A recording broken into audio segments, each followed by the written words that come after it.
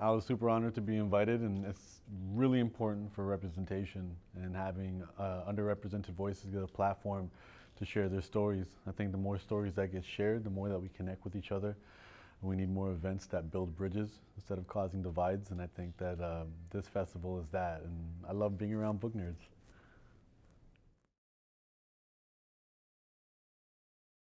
I want them to realize that I'm working it out just like the rest of them. The talents I'm bringing to the table are, I can put words together well just because of my background as a rapper and an elementary school teacher. I can package information for young kids to understand. So I kind of look at this as writing stuff for everybody's inner child. And any sources of wisdom I have comes from the mistakes that I've made in my life, and I'll continue to make mistakes. And I'm just on this journey with everybody else, sharing my notes. I think probably being an advocate for artists.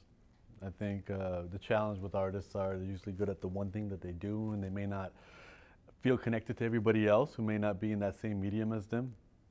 And I think being able to serve as a bridge for people who may not be as creative and explain the artist's experience and what they're going through, especially for children of immigrants and children in the diaspora. Our parents came here hoping that we had a better life, and they focused on the safety and security. But if you have a creative calling, and that's definitely not going to promise you a safe and secure life, but your calling is your calling. You have to do what you have to do.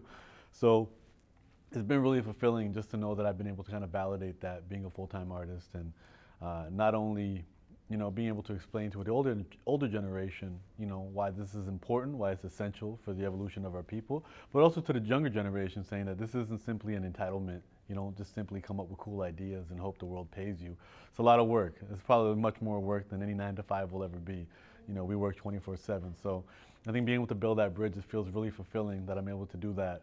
And knowing that I'm a part of this history in the evolution of art, especially for underrepresented voices. Feel the fear, but do it anyways. Just really understanding that the bravest people aren't the ones who don't have any fear. They're the ones that feel the fear and still act accordingly. And I think that's helped me so many times. And it's helped me frame a lot of the resistance that I experienced in my life through fear. Sometimes we fear the small things, sometimes we fear the large things, but that fear is only holding us back. And being a little bit more bold, taking that first step, gets the momentum going. So the bravest people among us are not fearless. They just decided that what they need to do is more important than the fear. I am working on a short film for a music project. So I'll be releasing a 5-track project and turning that into a visual album. And it'll be a short film for about 20 minutes. And it will be exploring love and addiction.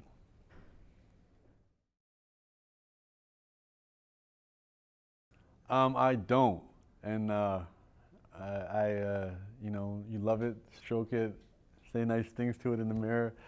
Um, the only tip somebody's ever given me was, to keep it fluffy, he's like, wash it, but don't dry it. Just wash it and let it naturally dry.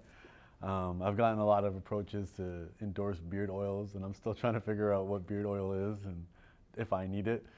So far, I'm more hands off and kind of allowing it to be the wild, untamed animal that it is, and it calls the shots.